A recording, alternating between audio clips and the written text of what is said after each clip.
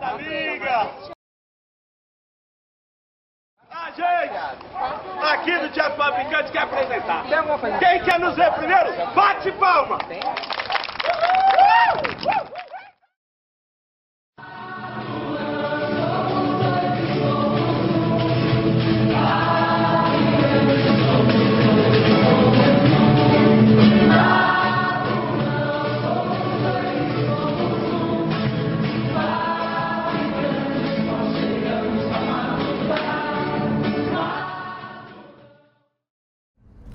Fabricantes e Matulão, a gente vai esclarecer daqui a pouco como vai ser a junção disso, a fusão disso, mas tudo começa com o Matulão. Eu acredito que o ano de 2000, que o mundo não acabou, mas começou para mim uma nova etapa na questão do teatro, que foi o teatro de rua. No ano 2000, um pessoal da Unesp, eles montam um espetáculo chamado Aboios e apresentam em setembro do ano 2000. Nesse espetáculo reunia música, teatro, dança, bonecos, tal, na coordenação do Elinaldo Meira. E ele distribui algumas funções. Uma delas é dentro desse espetáculo Aboios, o pessoal canta, dança, e até um trechinho do Alto do Boi. O Elinaldo convida o Fábio Nieto para dirigir esse teatrinho que estava dentro de todo o espetáculo. E eram todos da universidade. Com exceção, aí me convidaram, sabia que eu fazia teatro, me convidaram para participar da parte teatral do espetáculo. Eu entro. Fizemos o espetáculo. A partir daí, eu conheci melhor o Elinaldo e a gente começa a trocar umas figurinhas e tal, de montar um espetáculo. E montamos o texto do Elinaldo, que era o Matutações. E também a outra parceira do Matulão, vai existir o Matulão a partir daí, que é a Mônica Magalhães, que também tinha feito parte do trechinho do Aboios, do trechinho do Alto Boi dentro do Aboios. Então o Matulão surge aí. Como se fosse a explosão de um momento, era um momento onde um monte de cenas teatrais, digamos assim, acontecia na cidade, acho que posso dizer assim. Sim. E o Fabricantes e Matulão é a união um pouco de cada uma dessas cenas, de cada momento dessa cena. Essa da origem do Matulão é envolvendo ainda outros grupos e uma cena artística mais ampla, né? De músicos, poetas. Eu falo da experiência enquanto público. Eu estava fazendo a prova da Tânia De Luca e aí o pessoal entrou tocando e cantando dentro da sala de aula na Unesp, convidando para o espetáculo que foi no Buracanã. Eu peguei, por exemplo, desse do Aboios, que dá essa grande explosão que o Sandro está comentando, a origem do Matulão. Eu peguei no final, assim, quando terminou a prova, eu fui lá e era uma grande festa de brincante. Então, nesse caso de 2000, o Elinaldo é a pessoa-chave que instiga tudo isso, que reúne. E ele tinha muita gente, né? O Júnior da viola, um pessoal que cantava, né? A Mila, a Cida, a Débora, o André. Então, ele tinha esses companheiros aí que, assim, vamos fazer? O pessoal fazia. Ele tomou essa frente, esquematizou tudo, projetou e fez. Mas é uma coisa que eu vejo em outros momentos da Unesp, né? A gente está falando de um deles, que eu participei diretamente. E, por outro lado, do mesmo jeito que começa, do nada, acaba também com tudo, né? Hoje não tem mais ninguém do grupo. O Elinaldo não está aí, o Fábio não está aí, todos esses que a gente Ninguém citou. dos que começaram, vocês estão aqui. Então, aí, quando acaba o Alto do Boi, que foi o Aboios 2000, Alto do Boi 2001, 2002, em 2003 acaba, nasce o Fabricantes, com pessoas que não participaram de tudo aquilo lá. Porque assim, na verdade é o Matulão e o Fabricantes, né? Os Fabricantes de Histórias. Aí chega um momento que se funde porque decide fazer juntos, né, alguma coisa. Mas ao invés de, a gente pensou, a gente vai criar um outro nome, que essa que é uma questão também, né, de os grupos acabam E aí se cria um novo nome, um novo grupo. E aí eu acho que foi uma decisão de manter, para não acabar, fazer essa união, Fabricantes, né, e Matulão. Mas é bacana a gente ver isso, que daí essa compreensão de continuidade e descontínuo, de contínuo e descontínuo. Porque enquanto espetáculos e grupos, esse do Alto do Boi, do Aboios, existe uma descontinuidade. É um outro grupo, são outras pessoas, mas enquanto estética, enquanto linguagem, existe uma linha tênue aí que vai costurando tudo isso. Que é o teatro de rua? Que é essa prática de teatro de rua que a gente vai vinculando na sequência. Seja na produção do Matulão, com Matutações, que é um espetáculo escrito pelo Elinaldo, seja o Fabricantes, criando o Triólogo, estreando aqui nessa Praça da VO, aqui na Arena, em 2004, procurando trabalhar com mitos bíblicos, numa linguagem popular, com uma estética, uma textura muito próxima, porque é do trabalho de figurino da Amélia, que, digamos, costurou todos esses trabalhos que o Sandro foi citando, foi a costureira, a tecelã disso tudo. Então tem uma estética visual muito similar. E era essa prática do jogo de comicidade em cima do sagrado, né? Profanando o sagrado. Que era um espetáculo baseado na história do Adão e Eva, que a gente chamava Eva e Adão, do Davi e Golias, e aí o jogo entre essas histórias. Por isso do Fabricantes, né? Fabrica história e brinca com aquilo que está fabricando. Vocês estrearam aqui com uma peça sobre Adão e Eva, chamando de... Como é que era que você falou? Eva e Adão. Eva e Adão. Que esse jogo sexual. Essa aura do teatro marginal, do teatro de rua, aliás, de poder explorar assuntos como esse, de uma forma mais marginal, de uma forma com maior liberdade. Qual que é a importância disso para o grupo? Atuar no teatro de rua, o que isso significa para você? Porque existem duas mesclas aí. Eu acho que uma, que quando a gente está atuando, a gente se diverte. E se diverte muito, assim. A gente ri demais e a gente brinca mesmo. Entre a gente brinca com o público. Aí essa ideia de brincar com o sagrado da mitologia bíblica, com os clássicos, com a morte, é algo que para mim é marcante. Eu acho que gosto de brincar com esses grandes temas. E até hoje eu não entendo porque o pessoal nunca nos bateu, xingou, correu atrás, porque a gente vive numa região conservadora.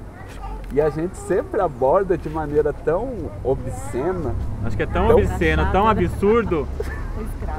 Que a pessoa não processa, né? No máximo uma freira uma vez só veio, eu e o Sandro terminamos numa escola, e a freira falou: ó, vem cá, quero falar com você. Daí eu, o que foi? Ó, o pecado original não é o sexo, viu? Mas eu acho que é a forma que a gente, essa questão cômica que a gente pega muito forte e popular, né? Que você tá na rua. Eu acho que o tema, ele caminha meio por trás. Na hora, acho que é isso, na hora que a gente tá apresentando, a pessoa tá se divertindo, mas nem tá pensando nem tá raciocinando, nem montando ideias do que tá vendo ainda. Ela tá aí no pique da piada. Pode ser que depois, quando ela fosse embora, ela parava pensando, nossa, era sobre Adão e Eva, então que eu estava falando. Porque o compadre morte, a discussão era a morte. A gente fez um trabalho intenso, vamos discutir a morte, levar a morte, o tema da morte para a praça. E virou uma coisa tão escrachada, entre aspas, tão cômica, tão divertida, com um tema pesadérrimo, né? Então acho que a forma que a gente sempre abordou e desenvolveu é que não dava tempo da pessoa pensar muito e interrogar ou questionar. Não, eu tô vendo, me divertindo, talvez depois alguns fossem pensar, nossa, era sobre aquilo. Talvez essa freira ela fez isso antes, né? Durante a apresentação já estava... O Fabricantes pede passagem para contar a verdadeira história de Adão e Eva. Manda minha. Que seja bíceps, que tenha mãos para carinhar. Ui, que tenha mãos para carinhar. Ai, os cabelinhos. Adorei. Já entendi tudo, eu já encontrei. Você encontrou? Encontrei. Ah, que bom, encontrei. Oi!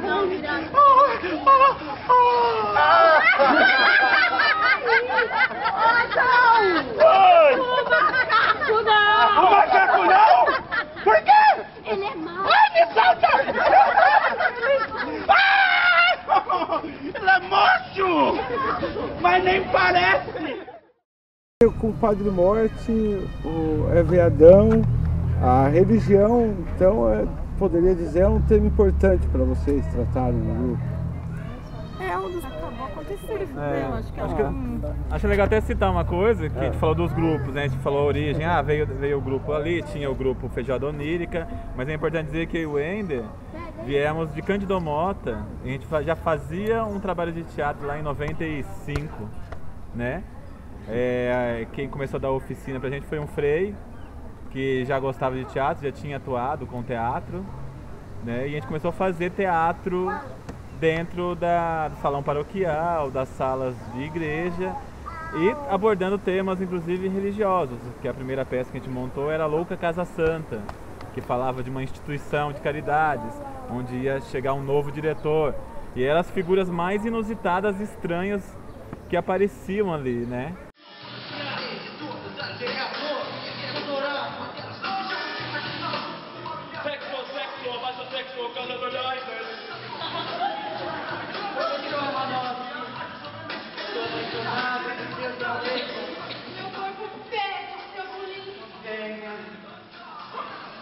Tudo isso me dá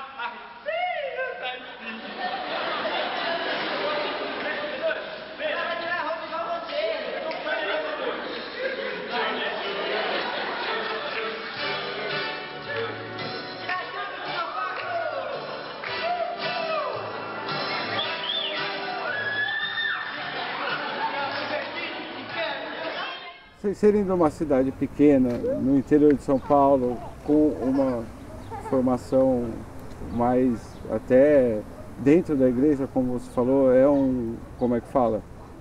Falar da igreja é uma forma de contestação a toda a sociedade que cerca a gente em cidades menores, assim. Eu acho que é um jogo daquilo atenção, que é de também. referência para a cidade. E cidade pequena eu considero Cândido Mota como Assis. Provincianas, com esse caráter interiorano, com essa cultura caipira muito forte. Até quando ela é renegada, ela está muito presente. E aí eu sinto que a gente utilizar desse tipo de estética, desse tipo de linguagem, a caipirada, cômica, popular, com esse jogo voltado com a religiosidade, com o sagrado, ou com temas assim fortes filosoficamente, né, que nem a morte, é uma forma de alfinetar um pouco dessa rotina, desse cotidiano. E como o Ricardo bem lembrou, assim, é interessante que a rua, ela surge para a gente, o teatro de rua em Cândido Mota, dessa prática de teatro que a gente faz, não como um protesto, ela não surge como um manifesto, ela não surge com uma intencionalidade política explícita, ela surge por uma própria necessidade de se fazer teatro numa cidade que não tem um prédio de teatro. E quando tem algo que possa ser adaptado, não era permitido para usar, né? A gente usava um salão paroquial.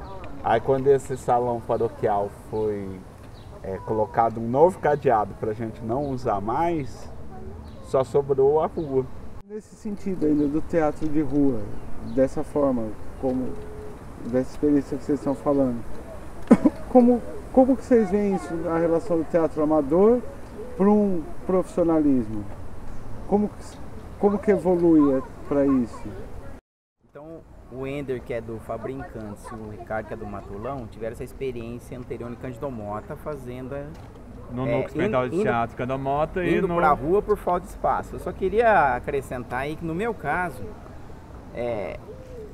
que eu já fazia teatro muito antes do ano 2000, e qualquer experiência, né, do grupo amador antes do ano 2000 para mim, foi a seguinte: a gente juntava um grupo, começava em janeiro, fevereiro, ensaiava 8 meses, 9 meses, apresentava uma vez no final do ano no Teatro Municipal, chamava os amigos, o Teatro Municipal dava conta de receber o nosso público, fazer uma apresentação, acabou, férias, o ano que vem, novo grupo, quem fica, quem não fica, uma peça, era uma peça por ano, como grupo amador e tal. No ano 2000, quando eu tenho esse contato com o Aboios, com essa coisa de rua, aí fizemos o Alto do Boi, quer fazer nas praças e tudo mais, eu pensei, então só queria acrescentar isso. Diferente do Ender e do Ricardo, que era falta de espaço, eu vi no teatro de rua uma chance de apresentar mais, de eu apreciar mais e curtir mais. Porque se a gente for pensar, eu acho que enquanto expressão estética, a gente, nos nossos espetáculos, tem uma identidade muito bem característica. A gente pega vários grupos profissionais, ditos profissionais, onde dá conta dessas questões burocráticas e de recurso financeiro, e que ainda assim são imaturos nesse sentido de desenvolver uma linguagem própria de trabalho e de expressão.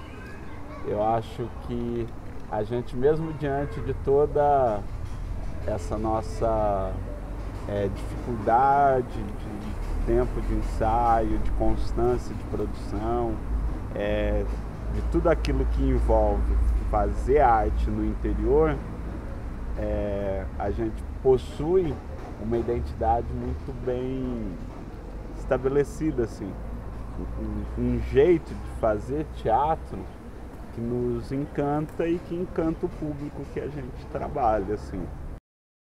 Sabe o que aconteceu? Hoje nasceu meu 18º filho. É por isso que eu tenho tanto compadre. Mas o senhor não. O senhor é meio diferente aqui na redondeza. O senhor não quer apadrinhar meu 18º filho? Escuta aqui, rapaz. Da missa, eu só conheço o final. Essas histórias de batismo não conheço muito, não. Conheço a missa de 7º dia. Mas não custa nada apadrinhar um menino pela primeira vez, né? Custa sim. Custa tempo. E não me atrapalha porque eu estou atrasado. Muitas vezes a questão do profissional está ligada com algumas questões burocráticas até, de documento, até pelo menos a profissionalização de cada ator, né? Ou então até um grupo ter um CNPJ, né? Ou ter um trabalho de produção, não que o amador, todo grupo tem um trabalho, tem que ter um trabalho de produção, seja da forma que conseguir. Mas acredito que acaba sendo assim. Também dá para entrar na questão, às vezes eu fico pensando, isso é uma coisa que é uma pergunta que sempre está rodando. E que a gente, quando está fazendo, eu acho que não fica pensando muito nisso, e até não fica pensando muito por que eu faço teatro de rua. Começa por uma necessidade e depois, na hora que está fazendo, não fica muito batendo em cima, a não ser quando a gente acaba se envolvendo com movimentos de teatro de rua ou com a rede brasileira de teatro de rua. Daí a gente começa a questionar isso e trazer essa questão do político, né? De ação política, né? Você e o Ender tiveram uma experiência de passar um período, um ano, né? Segundo o Turco me informou, vivendo de arte de rua, né? Tivemos. Mas não foi só, acabou não sendo bem o teatro de rua, né? Na verdade, sim, é uma coisa que acho que uma das questões que é difícil de se viver de teatro é que, sei lá, não sei se é só no interior ou se realmente em São Paulo alguns grupos conseguem viver melhor, né? É o pior também, né? Não sei, por ter mais verba. A gente acabou, na verdade, fazendo um trabalho institucional, não foi nenhuma... empresa, não foi?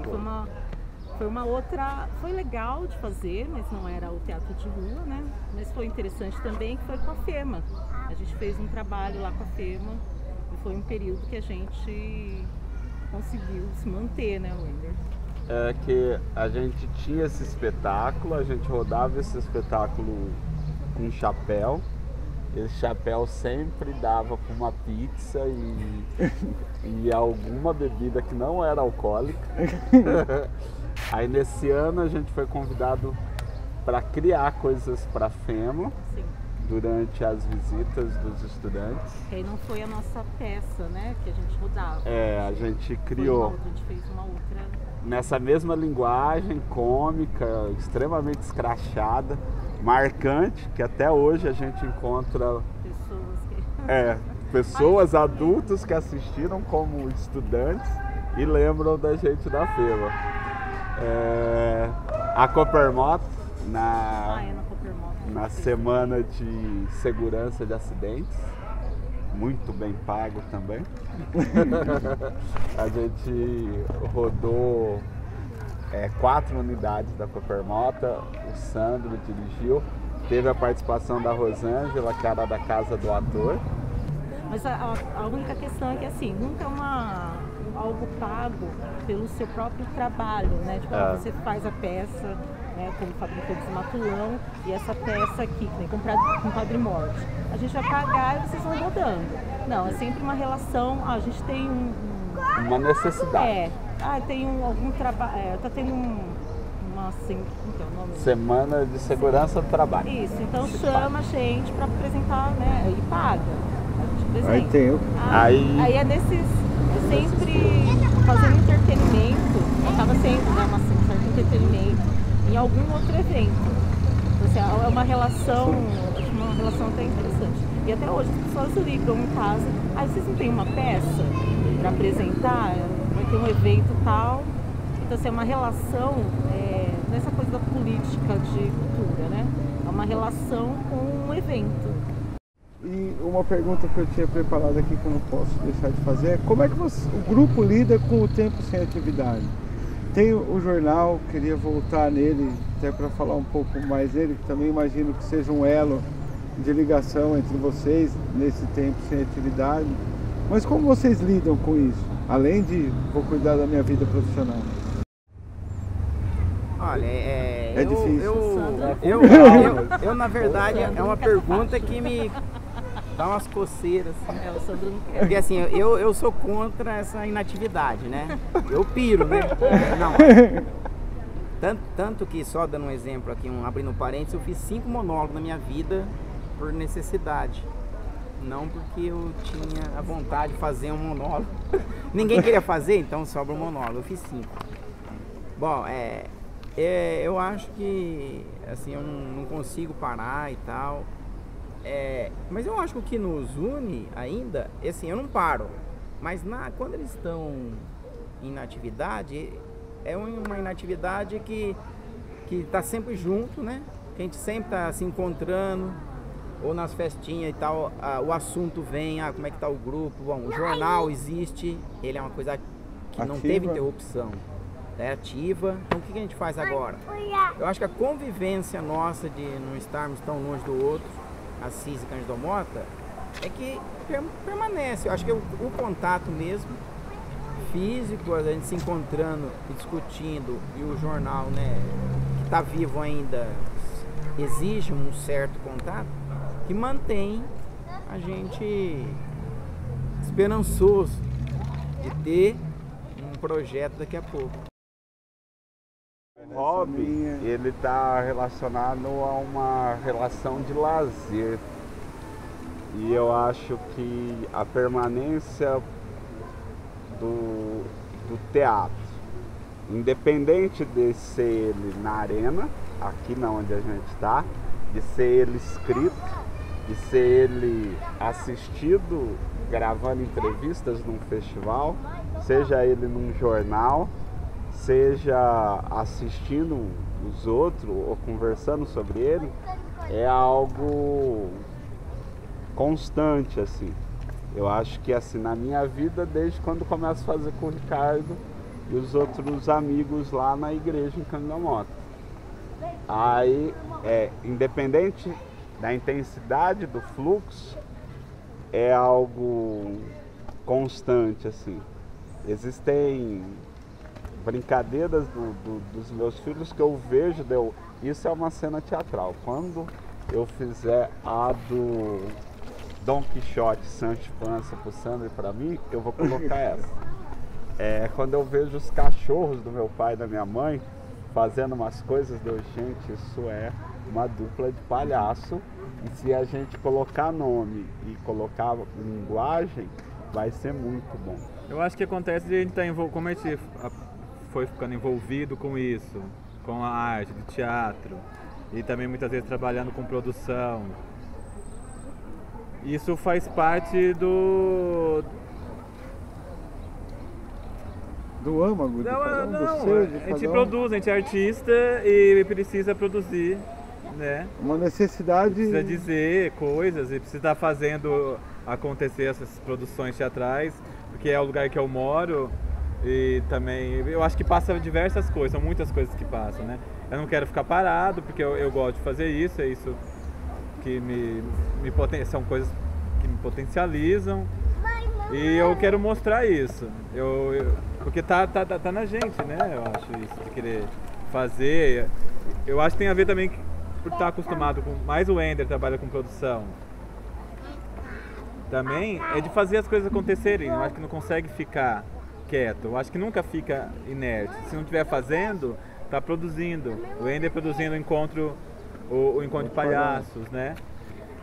Eu, quando não estou na atuação, não estou dirigindo aqui com o grupo, eu tenho o trabalho dentro da FAC que é de instrutor de teatro, onde eu estou trazendo essa experiência da rua, essa experiência de grupo, para um curso de teatro que ele não é técnico profissionalizante, mas que as pessoas que participam, elas acabam tendo essa experiência de teatro, de apresentação. O teatro de rua é uma grande rede, como a gente falou aqui, explicou até pela origem do próprio grupo. Essa rede não se ampliou, não se alterou nesse novo mundo digital, com os recursos... Muito, muito. Como tem a rede brasileira de teatro de rua, todo mundo está se comunicando pelas redes sociais, pela internet, se organizando, criando 2 eventos por ano, 2 encontros por ano, tudo organizado pela internet. É uma questão mais de movimento social mesmo. É uma forma de articulação de movimento de luta. Apesar de ser movimento artístico mesmo. É um movimento artístico, mas tem esse aspecto muito forte de movimento social. Engajamento.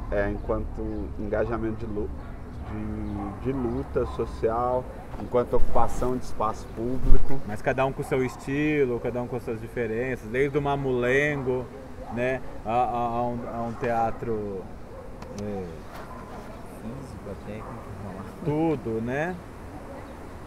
Então, eu acho que mais do que esse aspecto de dar um caráter profissional ou um aspecto financeiro, é essa possibilidade de encontro e de troca.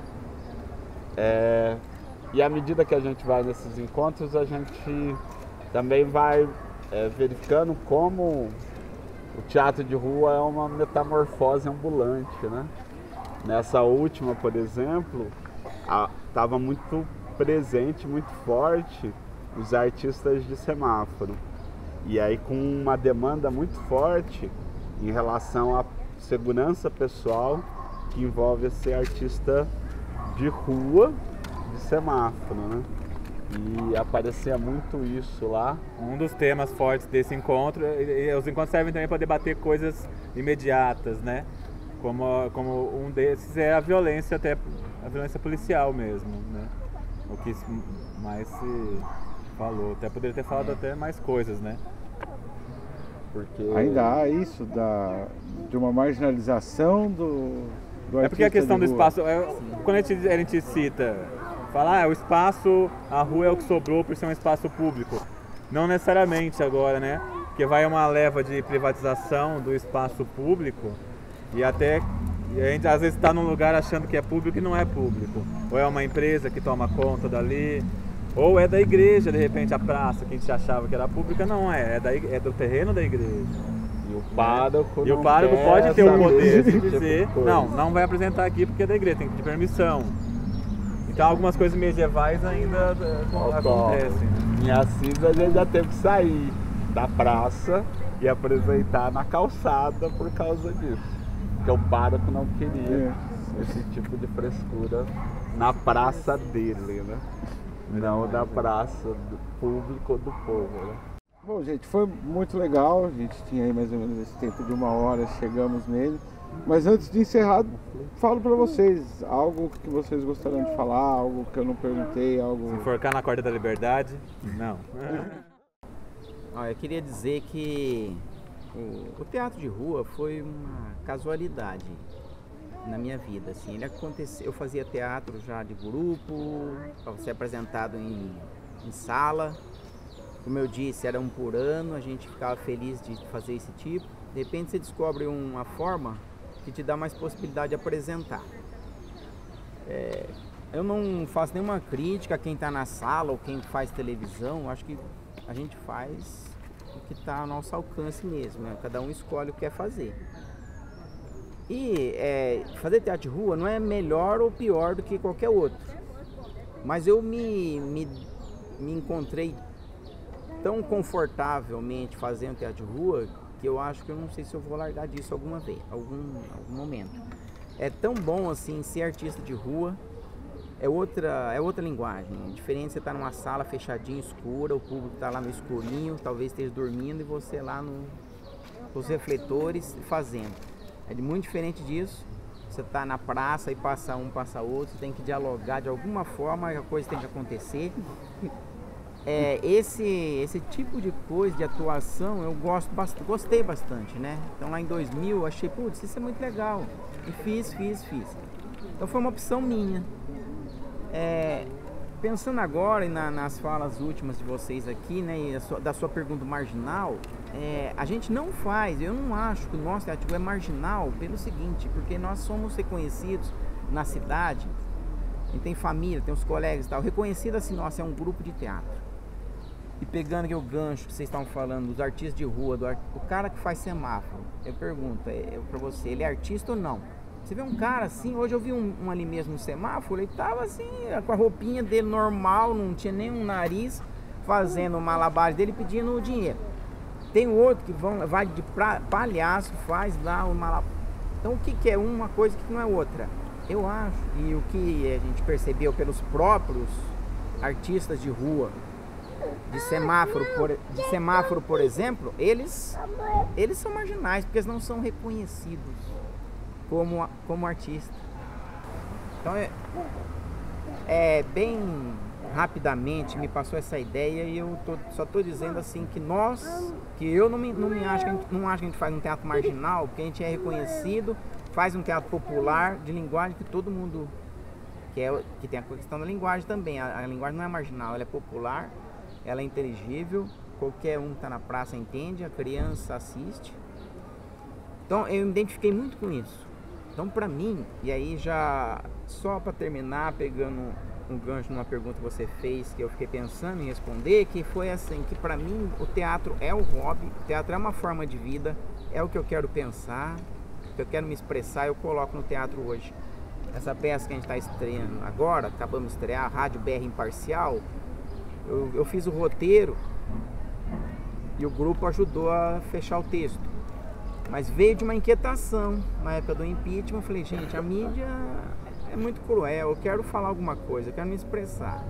Então você vai assistir a peça, a gente procura ser um lado cômico, você vai para dar risada e tal, mas no fundo tem essa questão muito profunda de discussão da mídia.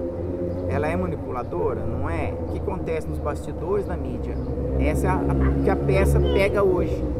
Então, para mim, é uma forma de me expressar, de eu sobreviver com tudo isso que está acontecendo. Falei, não, eu não posso ir lá em Brasília dar um tiro no Temer, mas eu posso fazer meu teatrinho aqui dizendo coisas que eu quero dizer sem ser censurado ainda. Acho que pela linguagem, pela comicidade, pela coisa mais simples, da teatrinho e tal, mas você tá Assim falando, como já falava de religião fala, e não tinha problema com isso assim também. como falar de religião, de morte, e a pessoa engolia tudo isso. Então, para mim, o teatro é isso. Eu faço outra coisa na vida, mas assim, é o meu lazer, é a minha segurança, é o que me sustenta espiritualmente, né? Eu pessoalmente, assim, eu acho que a gente precisa criar assim, ambientes que nem a Circuito criou nesse momento, mas a gente tentar multiplicar isso, seja por meio das nossas publicações, né, o Ruarada, no nosso caso, seja a revista Circuito, da gente pensar políticas públicas voltada para a ação cultural, de fomento intensivo do interior, para que essas intermitências, como foram narradas, né, não tenham vácuos tão longos, né, buracos tão grandes. Eu acho que tem um quê aí de paixão, de encontros de pessoas com paixões similares, que cria o novo, cria possibilidades, cria espetáculo, cria revista, cria jornal, roda teatro, roda artes plásticas, artes gráficas, música, mas é interessante como o interior tem uma cena tão intensa de produção e seja tão difícil conseguir sustentabilidade. Eu acho que esse é um eixo de reflexão e de análise que é necessário pôr em discussão, porque o interior produz muito, nas mais diversas linguagens, mas luta muito, banca do próprio bolso para fomentar isso que produz. Eu acho que isso precisa ser problematizado enquanto política pública do Estado, do governo federal, e pressionar os municípios para assumir a responsabilidade desse tipo de fomento. Acho que só para fechar, duas coisinhas. Que foi muito importante o meu encontro com o teatro de rua também, com potencialidade, poder exercer essa arte de estar atuando. Era muita potência ali na época. A gente veio de Cândido Mota, teve uma experiência de um teatro em caixa preta aqui em Assis, quando a gente encontrou com o Feijoada Onírica, né? Fizemos uma experiência de rua também, com as cenas curtas, mas quando eu encontro com o Sandro, o Matulão, ele convida para participar dessa continuidade do texto do Elinaldo, isso foi muito importante, assim, porque foi pela primeira vez que eu pude apresentar muitas vezes e sentir mesmo o que é apresentar 20 vezes num ano, né? Isso foi muito importante mesmo, foi potencializador isso, foi um divisor também, assim, de sentir fazendo teatro, de verdade foi muito com intensidade, foi na rua, então a rua é muito importante. E aí da rua, e essa que a gente está falando da rede, dos encontros, do ficar pensando, né? E tanto que eu levei isso quando eu fiz a especialização em comunicação popular e comunitária, eu levei a experiência do grupo, do Compadre Morte, para essa monografia, né? E como uma experiência de expressão de comunicação popular e comunitária. Então foi falado muito disso. E até fechei a ideia, como era uma forma de dessas redes, dessa organização, de movimento, como pressão também política do poder, como pressionar o poder público para as políticas públicas e pensar políticas públicas. A gente nós como agentes também culturais, né? E começamos não só pessoas que fazem teatro ou artistas, mas agentes culturais mesmo, que discutem, que tragam ideias e pressionem o poder, né, também. Porque como eu acho que aí chega na questão de um profissional. Porque muitas vezes o teatro de rua não é interessante para um mercado mesmo. Ele não é interessante. Ele é público. Por isso que ele não tá para ficar dentro desse mercado. As pessoas vão lá e pagam o ingresso, né? É uma coisa que é para tudo. Por isso que ele tem que ser, muitas vezes... Ele pode acontecer sem também, financiamento público. Mas quando se tem, já se faz a diferença. Assim, o mínimo que tem, como a gente já acabou participando. De circular. Uma apresentação tal financiada pelo governo do estado. Isso já aconteceu com a gente. Ou então publicar um Ruarada, né? Então com dinheiro público a gente faz um jornal que se reflete sobre a produção teatral e muitas vezes até com críticas, né, ao poder público mesmo, a falta de políticas públicas, usando esse instrumento, esse financiamento também para questionar mais, que eu acho que nunca dá para se acomodar.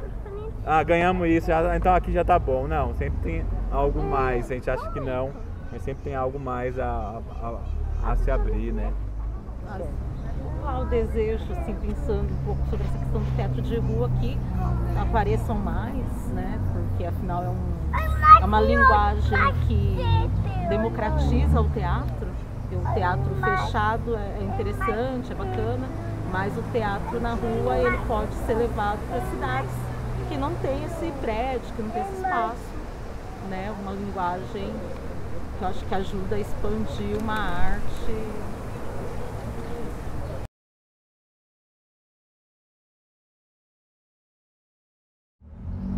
Quem se habilita? Vou começar pelo mais velho, então. Vai lá. Vai, Wendel. Era uma época que até os bancos estavam fundindo, né? É A gente resolveu fundir, não que a gente tinha dinheiro, né? A gente juntou as misérias.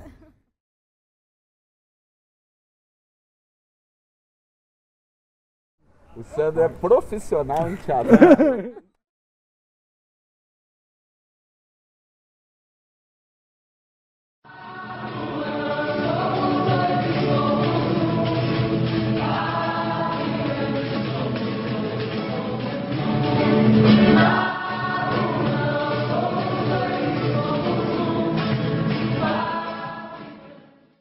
Meu querido, assim, eu quero o Alto do Boi de volta. Então, Já tava falando. Feijoada onírica. mas valeu, foi a maior prova que a gente não tá mentindo. É verdade, cara. Não estão, não. Bom trabalho pra vocês. Valeu. Até.